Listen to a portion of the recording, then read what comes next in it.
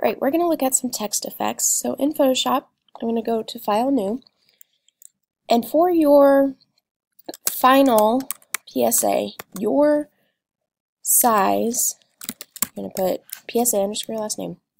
The width is going to be 8.5 inches, and your height is going to be 11 inches. Make sure it says inches here.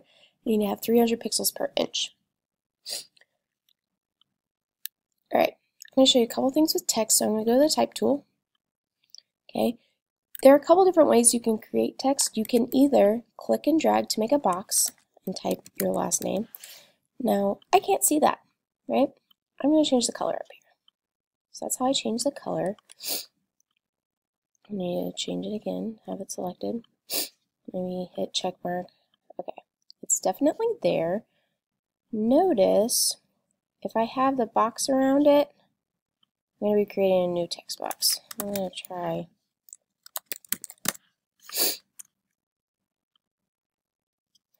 Well, something's being a little funky. Actually, I think I know why.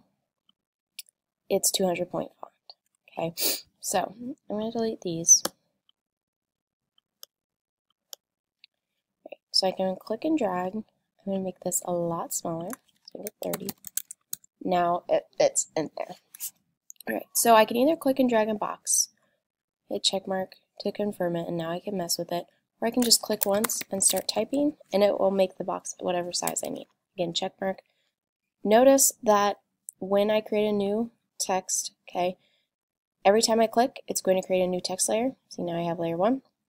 Okay, if I type in digital, it is going to create a digital layer. So it's going to be titled whatever text you have in there. So to change the color, notice if I have the square around my little text indicator, I am going to make a new text box. If that disappears, then I'm editing a already made text box. So I can change the color, change it to blue. Okay, I can change the color there. I can also change, if I want it to have some sort of effect there. I can also go 3D. Now, 3D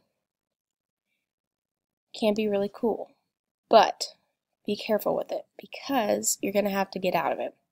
And this, I'm showing you this just because somebody's going to click on it and they're not going to be able to get out of it. So, what you can do to get out of 3D after you mess with it is go to View, Show, and unclick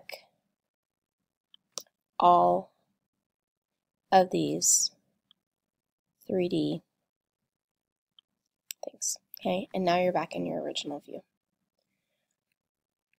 Alright, you can also add some effects.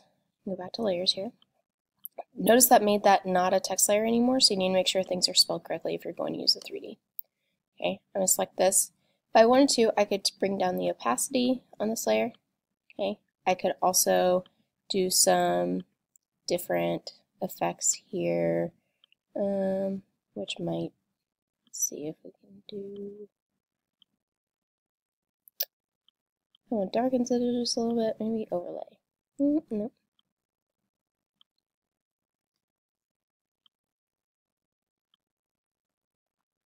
Okay, makes a little different brightness there. You can also go to FX and blending options.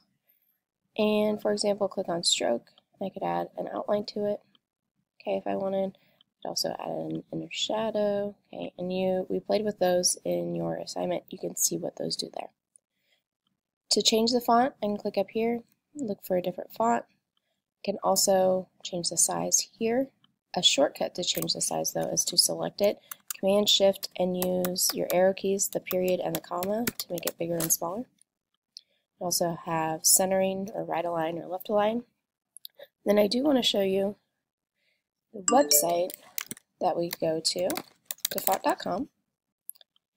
Okay, you can use this to look for fonts. So if I go under themes and choose a font, I want to click more options, and you want it to be public domain, 100% free.